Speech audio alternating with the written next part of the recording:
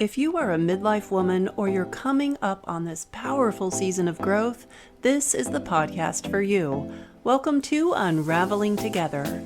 I'm Samantha Graber, also known as Dr. Sam, seasoned holistic health physician and woman in the midst of midlife's unraveling.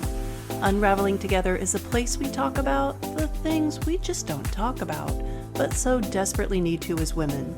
Together we untangle ourselves from our pasts and weave a beautiful web for a future we so deeply desire to bring to life. Grab a cup of chai, water, tea, or joe, and let's get to it. We women have been at war with our bodies ever since the first bathroom scale hit the floor. Most of us began our personal battles sometime in our teens, and it was usually in response to a comment from a mean girl, some other jerk at school, or a well-meaning adult. How many well-meaning adults have we known in our lives? Oh, honey, don't eat that. It will make you fat. Eat this salad instead. No one will invite you to the prom if you keep eating that way. You look like a boy with all those muscles. Lay off the weights. Want to know why diets don't work? How do I say this succinctly while keeping my PG rating? Diets don't work because, all in all, they suck. They're essentially a punishment, a form of self-flagellation. Diets are all about what you can't have. Bottom line, they extract every single drop of joy out of life. And to top it off, Diet Dogma is mostly wrong. I propose an abrupt shift in the narrative. That shift is the know, feel, do methodology. Here's the gist of this methodology. The know is the thinking part of this equation, the intellect. The feel is the feeling part of this equation, the emotions and beliefs that we have toward our bodies, food, exercise, and the perception of deprivation as synonymous with doing it right and being a good girl. The do part of the equation is simply what we do and don't do. You'll often hear me say, the better you understand your body, the better you can care for it. This is a true statement no matter the topic. When it comes to eating your proper diet, most women start with the know part of the methodology. They read a book or an article or watch a YouTube video to see what the latest trend is or to search for something they've not yet tried. They may even go to their doctor to ask if they can take something to suppress their appetite or some variation on that theme. They then proceed to the do part of the methodology. They put all their hopes in their basket du jour, and when they don't see the results, which they expect to be instantaneous, mind you, they dump the contents of said basket and return to the noisy hunting grounds of the internet or pop culture yet again. All the while, they feel like a failure. Again, the mounting nausea from the diet go-round intensifies. They continue to feed the negative emotions that now run the show. In fact, they've been at the emotional helm since she heard that first nasty comment from the mean girl, the other school jerk, or that well-meaning adult in her life. In contrast to that scenario, in my circles, we start with the feel part of the know, feel, do methodology. And it's not how you feel about going on a diet. That's not what I'm talking about. What I'm referring to is how you feel about yourself, how you feel about food. Are you using food to cope with emotions? What are the underlying emotional factors when it comes to your relationship with your body, and more specifically, what it looks like? Like many things, we look to conventional wisdom for our answers. Unfortunately, like many scenarios, this so-called wisdom has it all wrong. In following conventional wisdom, or the status quo, we mistakenly focus more on what our body looks like than what our body does for us. One of the first exercises I work through with clients or members, and what I am convinced is the most critical factor for getting off that nauseating diet go-round, is for them to list out what their body helps them do in a day, a week, a month, a lifetime. And it doesn't have to be Athena-like feats, mind you. Think of the things your body does to allow you to accomplish whatever it is you set out to do. I refer to the body as a brain transport system. Your body protects your brain as it transports you, HQ, or your brain, from point A to point B. Without our body protecting our brain, we wouldn't get very far, let alone be able to do the things that make us us. Things like thinking through and solving complex issues, growing a child inside of us, birthing that child, protecting ourselves and those around us, creating beauty through a chosen artistic medium, nourishing ourselves and others through food, from growing it to serving it up. The list of things your body allows you to accomplish through her is lengthy. Our body serves at the pleasure of our every whim. How many times have you run her ragged or to the point of exhaustion, and she kept coming back for more? She can't just quit, and she's wired to continually adapt to your shenanigans until she can't. That's a discussion for another day. All in all, I don't care what you weigh. That is between you and gravity. What I do care about and what matters is what you're made of. The reason diets don't work is they set us up to fail with their us versus them approach. The us side of this equation is what we want our bodies to look like no matter what our structure is. The them side is our body. You cannot be an enemy and an ally simultaneously. In other words, conflict and cooperation cannot and do not coexist. Let that sink in. For illustration purposes, I have muscles, and at just shy of 6 foot, I am a rather sturdy chick. I even have big feet to support my stature, size 10. I will never be petite, and if you can ever describe me as skinny, there is something seriously wrong. I am not designed to be either skinny nor petite. I have an athletic build that I reinforce with regular activity, mainly in the form of lifting heavy things and putting them back down. I keep my body strong and flexible. As a result, I'm able to do things that many others aren't able to do, even those half my age of 50. To top it off, I've trained correctly over the decades, so I have no major injuries whatsoever. I exercise to improve my ability to do the things I need and want to do. At one point, I had it backwards. I was following conventional wisdom to a T. I would work out to burn off my chosen indulgence. I'd focus on the pucker or the pooch. It was all about how I looked versus my philosophy now. It saddens me to see women punishing themselves with exercise, the very thing that could be utilized to mitigate their stress or help them build strength both inside and out, gets used as a weapon. I established my body care habits early on because I saw women deteriorating as they aged, and I wanted no part of that.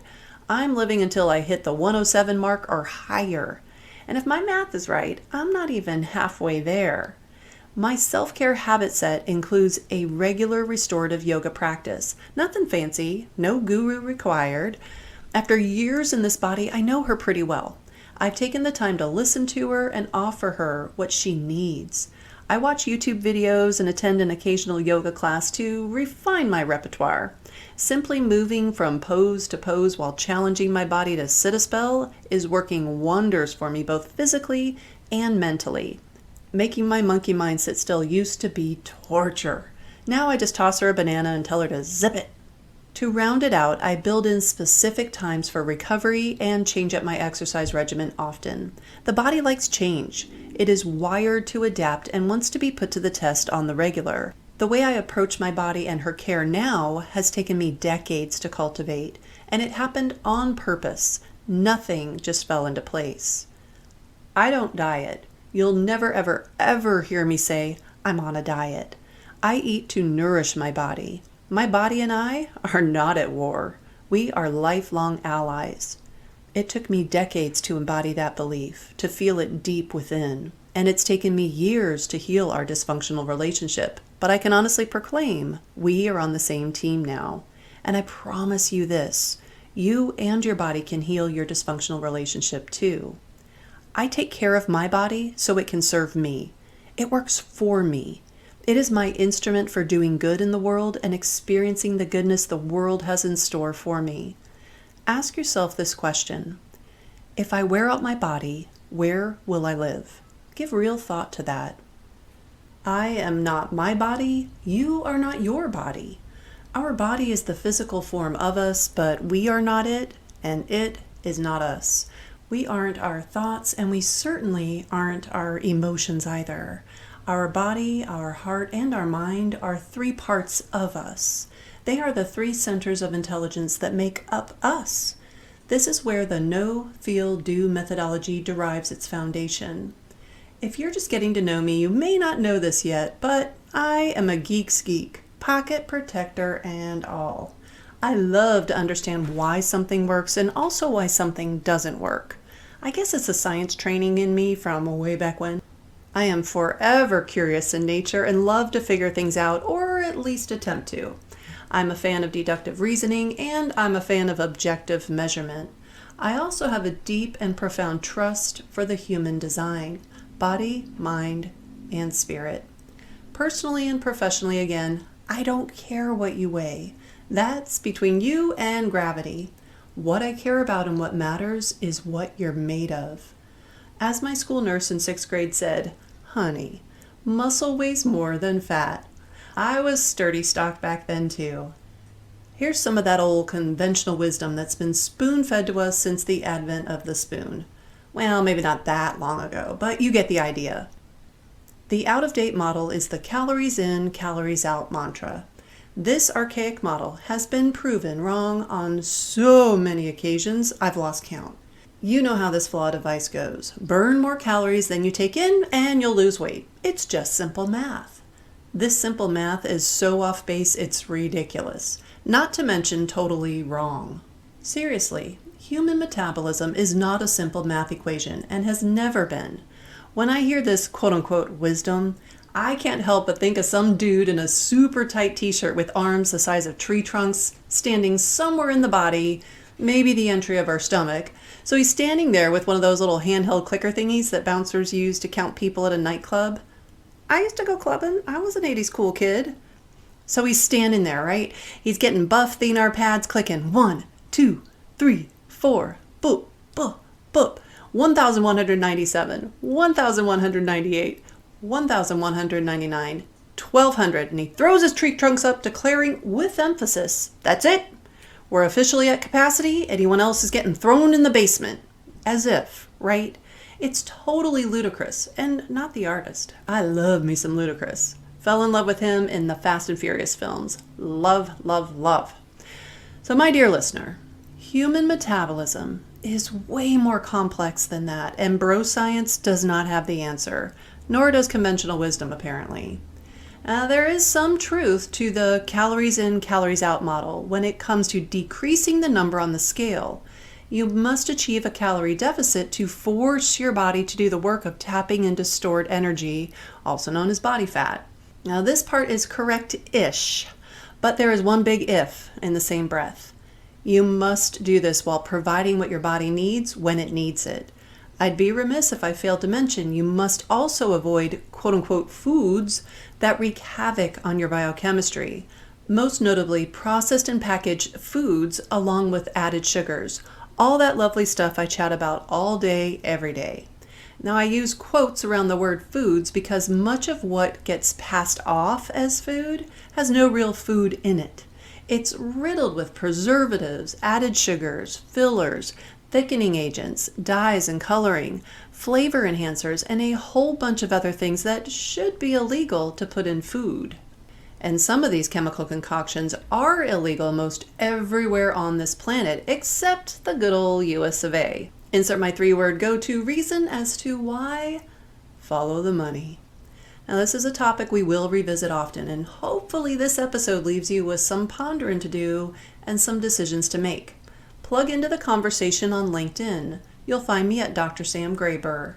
Hit the follow button and select the bell to ensure you don't miss a musing. If you want to plug into my ecosystem and potentially explore working together, subscribing to my YouTube channel is a great place to start. Be sure to hit the bell there too, and you'll be notified when I add new videos. Until next time, take care of yourselves and each other.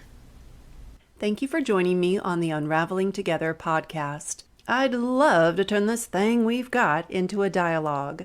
Follow me on LinkedIn at Dr. Sam Graber, where we can have conversations about all things midlife, perimenopause, and finding meaning through it all. If you want a deeper dive into exploring your midlife experience, consider joining the Unraveling Together community of rebellious midlife women. It is there that we roll up our sleeves and do the work.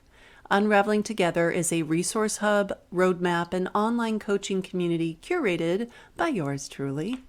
We are navigating this time called midlife together, for we truly believe we are stronger together.